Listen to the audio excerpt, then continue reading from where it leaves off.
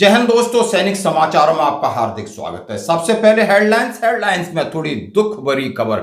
हाँ जी दोस्तों, सेना के साथ हादसा, 5 शहीद और 35 घायल, यानी 2 जगह अलग अलग। एक बस खाई में गिरी और एक सेना की गाड़ी पलटी दोस्तों उसमें।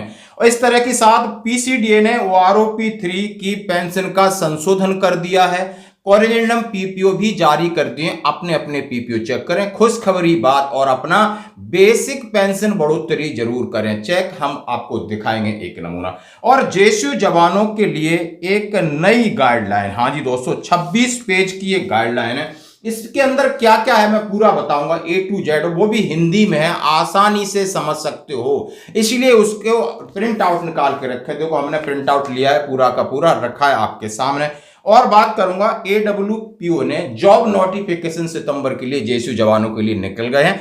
कहां कहां जगह है उसके बारे में बताएंगे। तो खबरें करते हुए साथ से सबसे पहले दुख भरी खबर। हाँ जी दोस्तों, आप जैसा कि कल कठुआ के अंदर एक भीषण हादसा हुआ। सेना की एक गाड़ी जा रही थी और वहां से वो पलट जाती है और गाड़ी में एक जवान उसी समय शहीद हो गया, 7 घायल हुए। और दूसरी तरफ बड़गांव जम्मू एंड कश्मीर में चुनाव ड्यूटी के लिए बीएसएफ के जवान, जिसमें लगभग 30 से 35 जवान सवार थे, इस तरीके से हादसा होता है। बड़गांव के पास के बस खाई में चली जाती है, 4 जवान वहां पर शहादत हो जाती है और 28 के लगभग कोई 32 घायल बताए जा रहे हैं कि 32 जवान घायल है। यानी रेस्क्यू ऑपरेशन चलता रहा है रात भर। ये किस तरीके का मंजर रहा होगा, जरा आप कल्पना करिए कि सेना और सैनिक की जिंदगी कैसी होती है। इसके ऊपर बोलने से पहले 100 बार सोचिए। चाहे नेता हो, चाहे पुलिस वाले हो, जहां पर आप अपने पीस में बच्चों के साथ बैठे हो, यहां पर हर वक्त यानी सामने आतंकवादी है, पकड़ोस, कौन कहां से फायरिंग करते और कैसी दुर्गम पहाड़ियों में हमें गुजरना पड़ता है कि थोड़ी चूक हुई और इतनी जानों की शहादतें हो गई और इतने लोग घायल। हम ईश्वर से प्रार्थना करते हैं कि घायलों को जल्दी से जल्दी स्वस्थ हों और जो भी हमारे इस देश के लिए कुर्बान हुए हैं उनको अपने चरणों में जगह दे, उनके परिवार को दुष्कर्म करने की शक्ति दे। धन्यवाद दोस्तों। बढ़ते हैं अगली खबर की तरफ। हाँ जी दोस्तों, जैसा आपको इंतजार रहता है कि पीसीडीए ने एक पहले ही एक मेमोरेंडम जारी किया था। उन्होंने कहा था कि युद्ध स्तर पर काम चल रहा है, संडे हो या कोई छुट्टी हम नहीं मनाएंगे। और उन्होंने इसका 28 सितंबर तक जितनी शनिवार की और इतवार की छुट्टियां हैं सबके लिए उन्होंने आदेश दिए कि कर दिए थे कि जल्दी से जल्दी कोरिजेंडम पीपीओ तैयार करें, पेंशन संशोधन करें, उनका एरियर वर्कआउट करें, तमाम चीजें आपके खाते में आएंगी। तो इसकी शुरुआत आप ये लेटर देख सकते हो, इसकी शुरुआत हो गई है। कल किसी ने अपना पीपीओ भेजा है कि बड़ी खुशी की बात है। सूबेदार मेजर ऑनरी कैप्टन साहब हैं और वो 31 अगस्त 2015 को रिटायर्ड हुए थे और उनका आप पीपीओ देख सकते हो। पहले उनकी 43,675 थी, ओल्ड वैल्यू थी। ऑल रिड्यूजल सर्विस पेंशन उनकी टोटल कितनी बन रही थी, अभी उनकी पेंशन बढ़कर 46,300 हो गई है। और उनकी जो रेजिडुअल पेंशन है जो कट के, और इसमें capitalise value of pension amounts has already been paid, इसमें कितना अमाउंट है, क्या आपका एरियर बनेगा, सारी चीज A to Z आपके लिए। तो दोस्तों ये इनके लिए नहीं, ये हम सब के लिए, सभी का पेंशन संशोधन हुआ है और सभी का कोरिजेंडम पीपीओ बनेगा और आप अपना आईडी खोल करके ले सकते हो। ये भी उन्होंने अपने स्पर्श की आईडी और पासवर्ड से अपना पीपीओ डाउनलोड किया, हमें भेजा, सर ये आ गया है, मेरे पास मैसेज आ गया था। यदि मैसेज भी नहीं आया फिर भी आप एक बार चेक कर लें तो आपका बढ़ी हुई पेंशन बिल्कुल कंफर्म होगी। कितनी बड़ी है, कितनी बड़ी होनी चाहिए वो आप समझ सकते हो, नहीं समझ सकते हो आप एक बार हमसे संपर्क कर सकते हो। और करेक्ट अपना चेक करें, एरियर चेक करें, क्योंकि अब सारी चीजें फ्लैश आउट हो चुकी हैं। अब काम करने का वक्त है, जो कि पीसीडीए लगातार काम कर रहा है और जैसा कि उन्होंने मैसेज दे दिया। धन्यवाद दोस्तों। तो बढ़ते हैं अगली खबर की तरफ। जैसा हमने आपसे कहा कि जेएसयू जवानों के लिए नई हैंडबुक। हाँ जी दोस्तों, हैंडबुक की खासियत मैं इसलिए बोल रहा हूं कि ये हिंदी में आसानी से समझने होंगे। Pay and allowances policy ADGPS AGS branch ने निकाली handbook pay and allowances and pension for junior commission अफसर एंड अदर रैंक, यानी आप समझ सकते हो जेएसयू जवान। अब इसमें क्या क्या है मैं जरूर एक बार आपका समय जरूर लूंगा। Introduction, the booklet has endorsed a combined entitlement of JSU and Jawan. The aim of booklet is to all JSU are about their entitlements in respect of pay, allowances and pension. प्रभु है part 1 में पे, part 2 में allowances, part 3 में pension और related benefit क्या क्या है और पार्ट 4 में मिसलेंस एस्पेक्ट्स हैं दोस्तों। अब बात कर रहे हैं इन्होंने कि पे लेवल एंड पे मैट्रिक्स क्या है। अब ये 8वां वेतन आयोग आने वाला है तो आपके लिए बहुत जरूरी है। तो लेवल जेशुआर का सिपाही का पे लेवल 3, नायक का 4, हवलदार का 5, नायकसुआर का 6, सूबेदार का 7, सूबेदार मेजर का 8 और ऑनरी लेफ्टिनेंट का 10 और 10 भी 9 है। MACP 3 डायरेक्ट एंट्री नायब सूबेदार वाला आ जाता है। एक एक चीज क्लियर है, हमने बिल्कुल प्रिंट आउट लिया। फिर पे मैट्रिक्स में समझ सकते हो कि पे मैट्रिक्स कैसे बनता है, क्योंकि अगला पे जो संशोधन होगा पे और पेंशन वो पे मैट्रिक्स के हिसाब से ही होता है। एनुअल इंक्रीमेंट इन रिवाइज्ड पे स्ट्रक्चर में एनुअल इंक्रीमेंट आपको किस तरह है बनता है।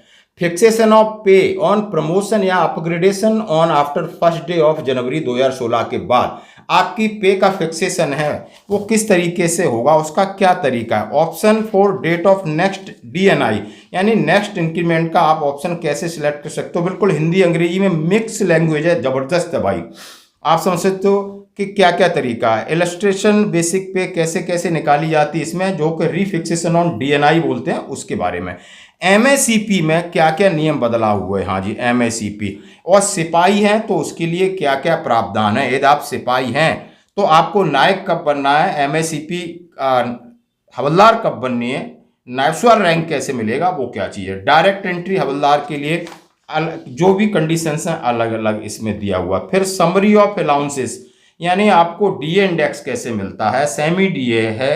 और लिस्ट ऑफ अलाउंसेस में DNS allowance, transport allowance, dress allowance, language award, language allowance और children education allowance, hostel subsidy, road mileage, daily allowance on tour, field area allowance, CI option, highly active area, R&H risk and hardship का भी एक एक चीज में दिया हुआ है।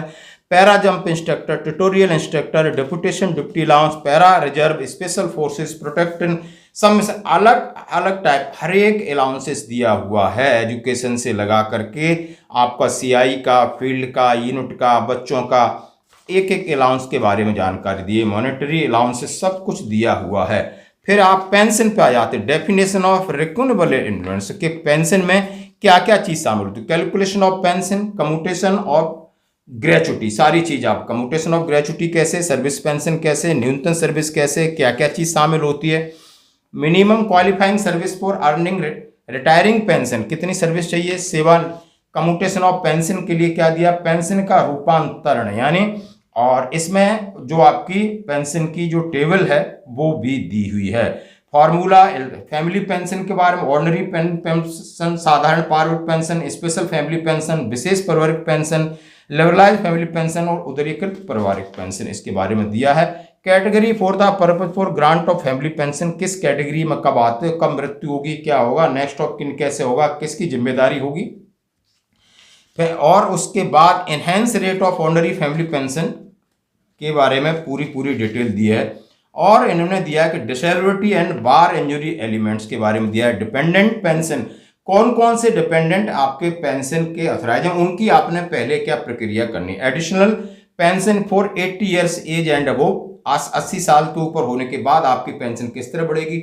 मिसलेंस एस्पेक्ट है, LTC रूल्स हैं, होम टाउन LTC है और इस तरीके के इसमें दिया हुआ पे। हाँ, और field area LTC, subscription AP fund के ऊपर पूरे दिया है। और AGI ब्याज कितना है, उस पर कैसे निकाल सकते हैं, एडवांस कैसे निकाल सकते हैं AP फंड के लिए, तमाम ऐसी चीज़ें दी हैं। Travelling entitlement, medical reimbursement, OPD उपचार, उसके लिए क्या क्या दिया है। यानी बिल्कुल मैंने आपको मोटा मोटा बता दिया जिस तरह हमने प्रिंट आउट लिया है, क्योंकि ये बहुत आसान भाषा में हिंदी अंग्रेजी रोमन मिक्स है जो कि हमारे लिए समझने योग्य है।